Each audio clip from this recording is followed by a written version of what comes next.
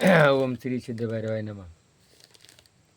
बघा, प्रभू रामचंद्र वशिष्ठाच्या आश्रमात शिकायला जाऊ लागले. आता तो प्रत्यक्ष भगवंत होता आणि मग त्याला गुरु करायची काही गरज नव्हती. परंतु मी जर केलं तर लोक करतील, म्हणून प्रभू रामचंद्रानं कोण केला? गुरु. गुरुशिवाय ज्ञान नाही. गुरु कोण पाहिजे? सद्गुरू. आता जे गुरु आहेत लुबाडणारे गुरु, सद्गुरू पाहिजे. पण जगाप आदर्श प्रभू रामचंद्रांना गुरु केला आणि श्रीरामचंद्र गुरु सेवा केली. त्याच्याकडून विद्याभ्यास प्राप्त करून घेतला. प्रभू रामचंद्र वयाच्या 16व्या वर्षी जत्रेला गेले, पण तेथे त्यांच्या मनात वैराग्य प्राप्त झाले. ज्या वेळेला यात्रेला गेले ना, त्यावेळेला वैराग्य, मला काहीच करायचं नाही असं वैराग्य झालं. मग वशिष्ठाने काय केलं? वशिष्ठाने योग वशिष्ठ या नावाने ग्रंथ लिहिला. कोणा?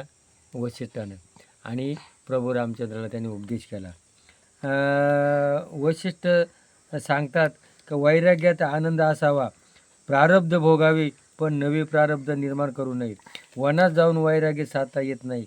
घर वैराग्यासाठी बाधक नाही, पण घरातील एक वस्तू आणि त्या वस्तूमधील आसक्ती. आपण काय करतो?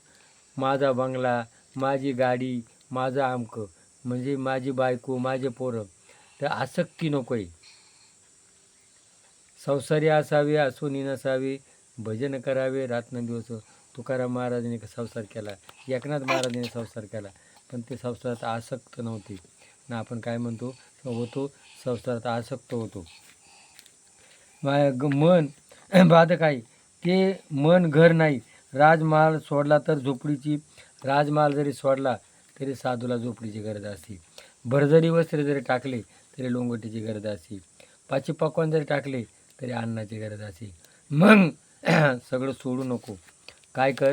की माझं नाही, मी करतोय. संसारी असावी, असूनी नसावी, माझं नाही, मी याच्यात अलिप्त राहणार नाही. मग काम, क्रोध, लोभ, मद, मत्सर, अहंकार या 6 विकार सोडून जो वागतो त्या तो करा साधू. आज साधू होतात, पण त्यांच्यापाशी 6 विकार असतात, ते साधू होऊ शकत नाही.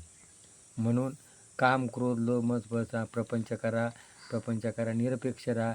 निरपेक्ष सुचिर दक्ष उदासीन गता. निरपेक्ष भावनेनं जर काम केलं तर तुम्हाला सुखही मिळेल, प्रपंच सोडायची गरज नाही. म्हणून गीतेचा 2रा अध्याय घ्या. त्या अध्यायामध्ये जीवन जगलं तर तुम्हाला त्याच्यात सुख सगळं मिळणार आहे. आज कोणत्या बाबाकडे जाऊ नका. बाबा श्रीमंत झाले, कोट्याधीश झाले, शेतकरी आज दुबळा झालेला आहे. शेतकरी दुबळा झाला म्हणून कष्ट करा, काम करा. हे जर पटलं असेल, तुम्ही जर खरंच भैरोबाचे उपासक असाल तर या व्हिडिओला क्लिक करा. जय भैरवनाथ.